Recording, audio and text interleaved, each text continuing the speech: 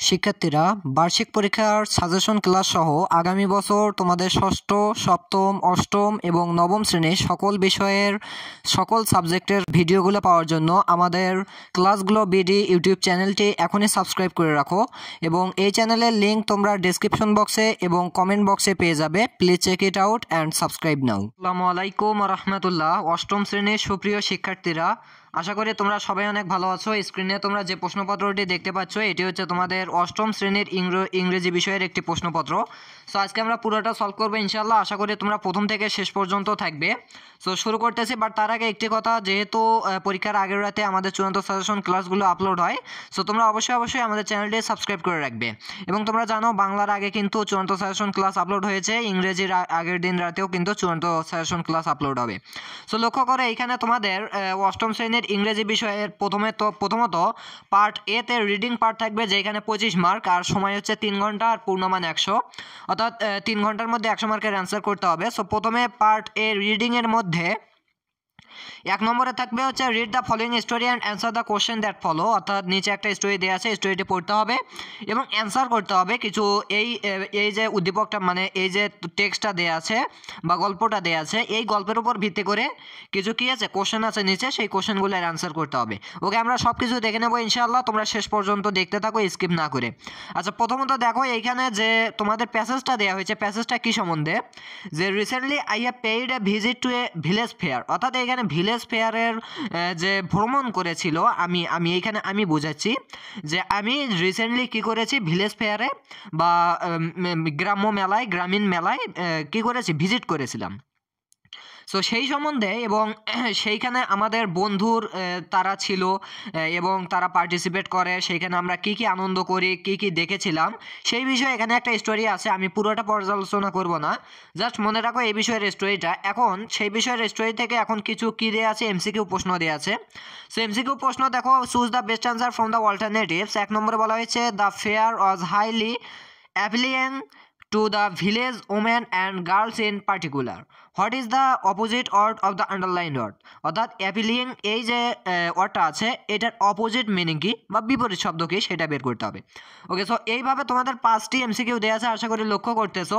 So 5টি MCQ এর আমরা সমাধান করব। এর পরবর্তীতে যে সংক্ষিপ্ত প্রশ্নগুলো আছে এই প্যাসেজের উপর ভিত্তি করে, সেগুলো সমাধান করব। ওকে, সো লক্ষ্য করো, বি নম্বরে আছে right answer to the following question. এই নিচের কোশ্চেনগুলোর অ্যান্সার লিখতে হবে। সো লক্ষ্য করো, এই কোশ্চেনগুলোর এ নম্বরে বলা হয়েছে why was an open space kept in the tar. Okay, এরপরে বলা হয়েছে what show were performed in the fair. Okay, sorry, এইখানে একটু দেখো, এখানে কিন্তু ফেয়ার হতো। Okay, so why was the open space kept in the fair, এরপরে what show were performed in the fair, এরপরে বলা হয়েছে what were the fancy item sold in the fair, এরপরে বলা হয়েছে হোয়ার ইজ ফকির মেলা লোকেটেড, মানে ফকির মেলা কোথায় অবস্থিত, হোয়েন ইজ হেল্ড, মানে কখন সেটা শুরু হয়। এরপর দেখো how is the pond in the fair complex. Okay, এই যে প্রশ্নগুলো আছে, এই সবগুলো প্রশ্নের আমরা অ্যান্সার করব। সো 5টিতে তোমরা 10 মার্ক পেয়ে যাবে। এরপর লক্ষ্য করো, 2 নম্বরে এখন কি থাকবে, 2 নম্বরে আরও একটি টেক্সট থাকবে, আরও একটি গল্প থাকবে। বলা হয়েছে read the text about corporation and answer the question that follow, অর্থাৎ এই যে টেক্সটটি রয়েছে বা গল্পটি রয়েছে, এটি পড়ে এখন নিচে প্রশ্ন দেওয়া আছে, কার্যক্রম দেওয়া আছে, সেগুলো তোমাদেরকে সমাধান করতে হবে। সো লক্ষ্য করো, corruption means to adopt and follow the unlawful. Okay, so মানে করাপশন নিয়ে বা দুর্নীতি নিয়ে এখানে কিন্তু আলোচনা করা হয়েছে। সো এইটার উপর তোমরা এটা পড়ে নিবা। এখন দেখো এইটার উপর কি প্রশ্ন দেওয়া হয়েছে, যে read the statement and write whether they are true or false. If false give the correct answer, যদি ফলস হয় তাহলে কারেক্ট অ্যান্সার দিতে হবে, অর্থাৎ ট্রু ফলস খুঁজতে হবে।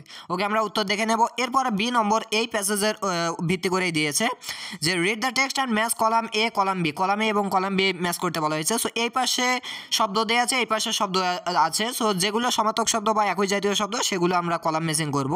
সো এইভাবে না করাটাই ভালো, তোমাদেরকে করতে হবে। সাপোজ যদি এ এর সাথে আমরা আইভি দিতে চাই, তাহলে এ প্লাস আইভি এইভাবে তোমরা লিখতে পারো। সো আমরা উত্তরগুলো দেখে নেব। এরপরে পার্ট বি দেখো, অ্যাপ্রিসিয়েটিং লিটারেরি টেক্সট পোয়েম, অর্থাৎ পোয়েম দেওয়া থাকবে বা কবিতা দেওয়া থাকবে, সেখান থেকে তোমাদেরকে কিছু কার্যক্রম আছে সেগুলো সম্পাদন করতে হবে।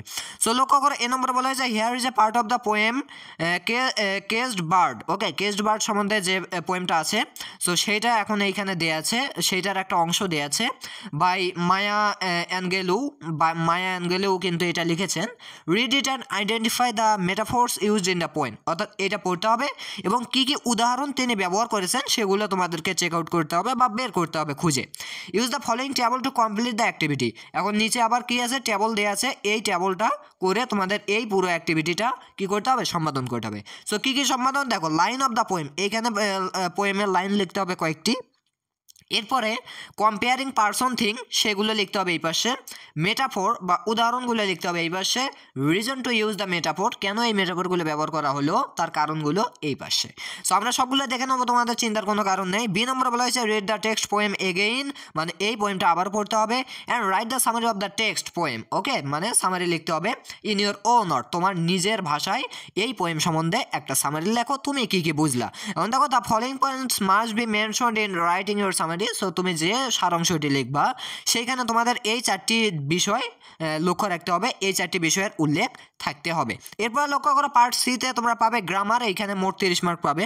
সো গ্রামারের ক্ষেত্রে 4 নম্বরে থাকবে read the following passage and identify 5 cohesive device used in the text, অর্থাৎ এই যে একটা টেক্সট দেওয়া আছে এইখানে 5টি কোহেসিভ ডিভাইস তোমাদেরকে বের করতে হবে, দেন কী করতে হবে, সেগুলোকে অ্যানালাইজ করতে হবে, and analyse the purpose of using them in the sentence, এবং কেন এগুলোকে ব্যবহার করা হলো বাক্যের মধ্যে সেগুলো তোমাদেরকে বিশ্লেষণ করতে হবে।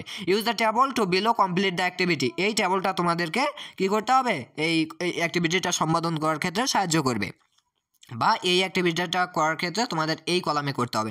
সো লক্ষ্য করো আমরা যদি একটু এটা দেখে নেই যে I personally believe the libraries R among humanities most important institution for several reason. Okay, firstly most humanities collective knowledge is stored in library, অর্থাৎ লাইব্রেরির সম্বন্ধে কিন্তু এখানে একটা টেক্সট দেওয়া আছে। এখন দেখো কোহেসিভ ডিভাইসগুলো এই পাশে 5টা লিখতে হবে, এরপরে পারপোজ অফ ইউজিং, মানে কেন এটা ব্যবহার করা হয়, কি কোন পারপোজে, কোন উদ্দেশ্যে, সেটা এই পাশে লিখতে হবে। উত্তর দেখে নেব, তার আগে আরও প্রশ্নটা সলভ করে নেই, মানে প্রশ্নটা পুরোপুরি পর্যালোচনা করে নেই। Complete the following text by using right form of verb, এখন তোমাদের গ্রামার পার্ট থেকে বিভিন্ন গ্রামার অংশেরই থাকবে। সো এখানে দেখো রাইট ফর্ম অফ ভার্ব লিখতে হবে, অর্থাৎ প্রেজেন্ট ফর্ম বসবে, মানে ভার্বের প্রেজেন্ট ফর্ম বসবে, নাকি পাস্ট ফর্ম বসবে, নাকি পাস্ট পার্টিসিপল ফর্ম বসবে। সো লক্ষ্য করো এখানে তোমাদের কি দেওয়া আছে, complete the following text by using right form of verb. So এখানে একটা গল্প দেওয়া আছে। সো টুডে উই বি এর জায়গায় কি হবে, অ্যাম ইজ আর, বা অজয়ের যদি পাস্ট টেন্সের ক্ষেত্রে হয় তাহলে সেইভাবে তোমাকে এইখানে কোন ভাবটা বসবে গঠন অনুসারে তোমাকে বসাতে হবে। এইভাবে কিন্তু এখানে যে পর্যন্ত আছে অর্থাৎ 10টি আছে, 10টাতে 10 মার্ক পেয়ে যাবে। এর পরবর্তীতে দেখো 6 নম্বরে কি বলা হয়েছে, here is a story of Sonia নিয়ে একটা স্টোরি দেওয়া আছে। There are some gaps in the story, but কী করা হয়েছে, এই স্টোরির মধ্যে কিছু গ্যাপ দেওয়া হয়েছে। And now fill the blanks with appropriate non finite verb দ্বারা সেগুলো পূর্ণ করতে হবে।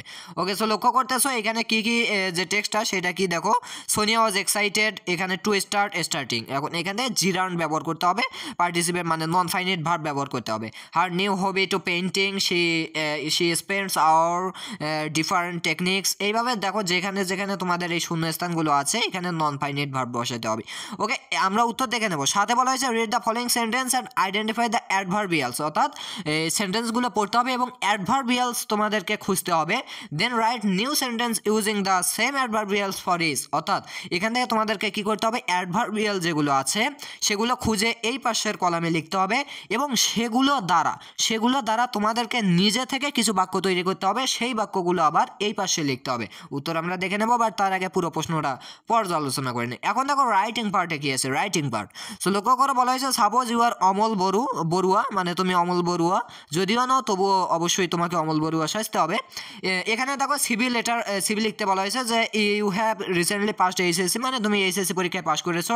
You have found a job advertisement in a national news paper that there is a vacant post for the position of a, দেখো সেলসম্যানের একটা position ফাঁকা আছে ম্যানুফ্যাকচারিং কোম্পানি।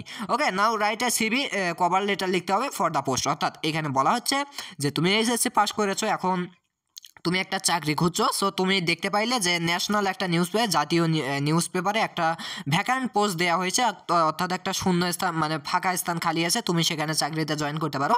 সো তারা তো এমনি এমনি নেবে না, তোমার দক্ষতা দেখবে। সো এই দক্ষতাগুলোই কিন্তু সিভিতে লেখা হয় বা কভার লেটারে লেখা হয়। সো এখন কভার লেটারটা লিখতে হবে। ওকে, সো রাইটিং পার্ট আমি তোমাদেরকে দেখাবো না, তোমরা নিজে থেকে এগুলো করবা। নয় বলা হয়েছে read the story below, try to assume the topic of the story, then complete the activity that follow. Okay, এখন এইটা গল্পটা তোমাদেরকে পড়তে হবে, এরপরে এটা ভালোভাবে বুঝতে হবে, তারপর নিচের কার্যক্রমটা সম্পাদন করতে হবে।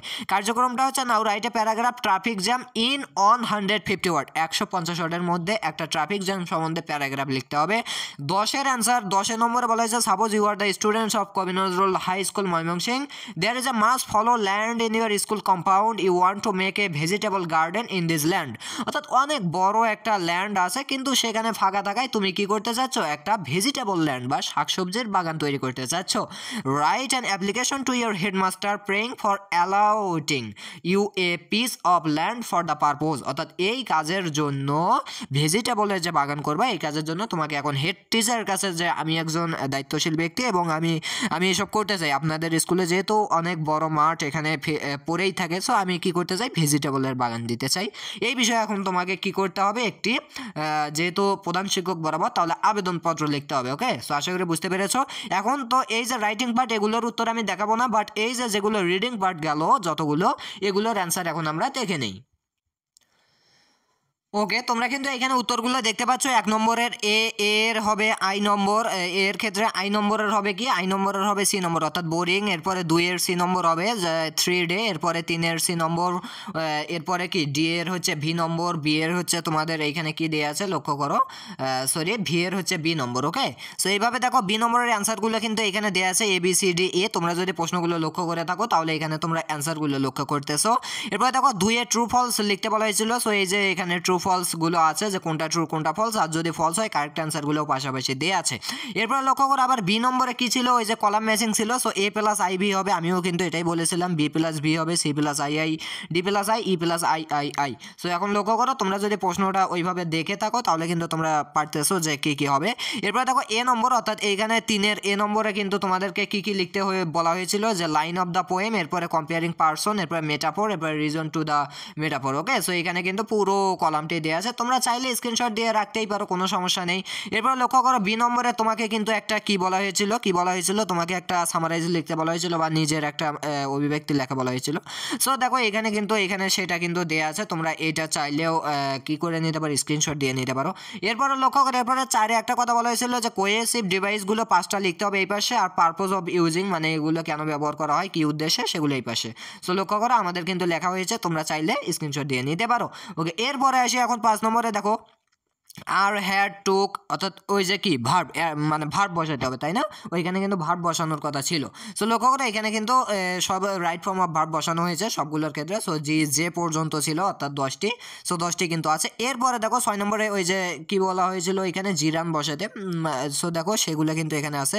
টু স্টার্ট হবে, পরেরটা হবে প্র্যাকটিসিংয়ের, এরপরটা হবে পেইন্টিং, ওয়ার্কিং, টু টেক, অর্থাৎ এগুলো কিন্তু তোমাদেরকে বসাতে হবে, অর্থাৎ অ্যাডভার্বিয়াল। এরপরে লক্ষ্য করে এরপরে হচ্ছে 7 নম্বর, এইখানে কিন্তু টাইম অ্যাডভার্বিয়ালস এবং নিউ সেন্টেন্স এইভাবে দেওয়া আসে 7 নম্বরে। সো অ্যাডভার্বিয়ালগুলো শব্দগুলো দেওয়া আছে, আর তোমাকে নিজে থেকে একটা করে বানাতে হবে নিউ সেন্টেন্স, এই অ্যাডভার্বিয়াল দিয়ে সেগুলো বানানো আছে। সো এই হচ্ছে তোমাদের সবগুলো প্রশ্নের অ্যান্সার, আশা করি সবাই বুঝতে পেরেছো। এটি হচ্ছে তোমাদের আসার মতো একটি প্রশ্নপত্র, এটি হচ্ছে তোমাদের লেকচার বই থেকে নেওয়া, লেকচার বইয়ের একটা নমুনা প্রশ্ন। সো আশা করি বুঝতে পেরেছো। দেখা হচ্ছে নেক্সট ভিডিওতে, সবাই সে পর্যন্ত ভালো থাকবে, সুস্থ থাকবে, সাবস্ক্রাইব করতে ভুলবে না। আল্লাহ হাফেজ।